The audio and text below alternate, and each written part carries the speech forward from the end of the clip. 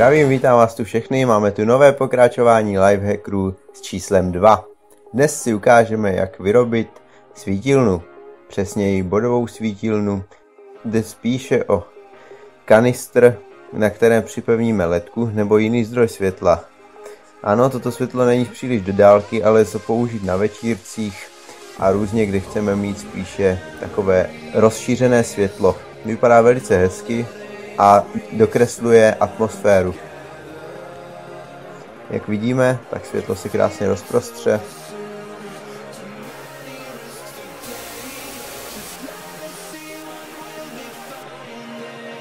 Už jste někdy měli CDčko, které jste se báli, že ho poškrábete při cestě? Obal není vždy po ruce a proto si ho můžeme jednoduše vyrobit z papíru A4. Stačí ho takhle přehnout, přesně podle CDčka, nejdřív na jedné straně, to na druhé, pečlivě, aby se dělo. Potom už CDčko jenom přehneme ke straně papíru, takto.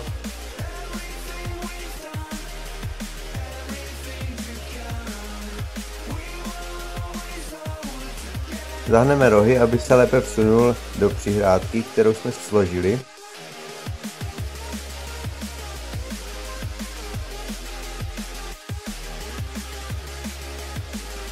Papír můžeme i potisknout různým textem nebo obrázky na normální tiskárně.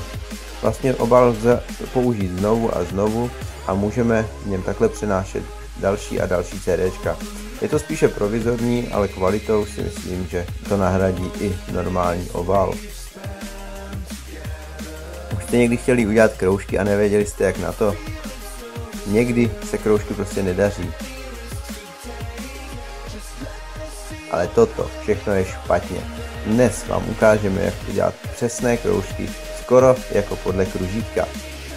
Musíme si přiložit prst, pevně si ho opřít o papír, potom zvolit pevnou velikost kroužku, opřít si tužku, aby se nám nehla a už jenom točit a točit papírem. Samozřejmě velikosti kružnic si můžeme vybírat podle toho, jak daleko od zabořeného prstu, kterým určujeme střed kružnice, dáme. A takhle jednoduše lze udělat oblíbený pokeball z hry Pokémon Go. Všichni určitě znáte, všichni závisláci se na tom ujíždí.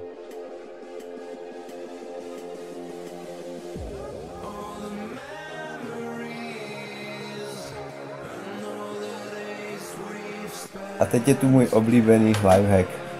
Už vám někdy přišla návštěva nečekaně a potřebovali jste ji nečekaně uvítat? Ano, návštěvu nepotěší teplé pivo. A proto musíme rychle vychladit, ale ne vždycky to stihneme. Proto náš další lifehack je o tom, že pro rychlejší vychladnutí zabalíme pivo do ubrousku, který napřed namočíme studenou vodou. Ano, opravdu to funguje. Dáme 5 minut do mrazáku a uvidíme výsledek. Mezitím si zkrátíme čekáním dalším lifehackem.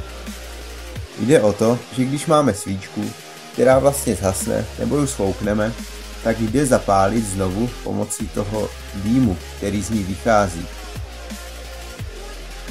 A po chvílce čekání, přesněji po 5 minutách, máme vychlazeno. Ano, strháme mokrý ubrousek. A jak jinak než dalším lifehackem pomocí zapalovače otevřeme. Můžeme servírovat, čupnout si s návštěvou a je to. Nezapomeňte odebírat, lajkovat a sdílet. Čau u dalšího dílu.